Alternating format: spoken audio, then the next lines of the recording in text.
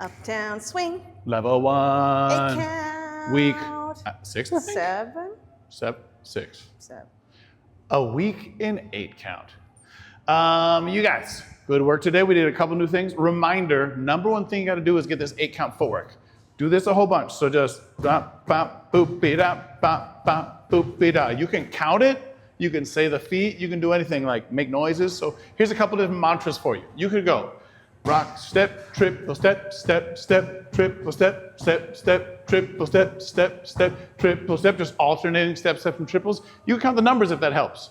1, 2, 3, and 4, 5, 6, 7, and 8. 1, 2, 3, and 4, 5, 6, 7, and 8. What I want you to do is get some sort of mantra so you think a lot about when you step and not too much about where you step. You just step underneath yourself and move around a little bit.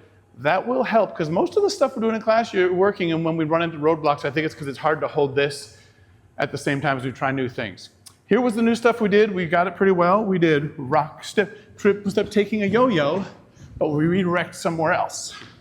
Rock, step, triple step, then rock, step, triple, rock, step, triple, rock, step. I catch the back, around we go. We'll do it this way one time so you can see it from a different angle. Start with a yo-yo. I go rock, step, triple step, redirect. I hang out in place. My follower's really moving. I caught the arm that time. This time I catch the back.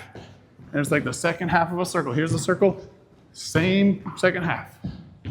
Good luck with it, everybody. We'll see you next week.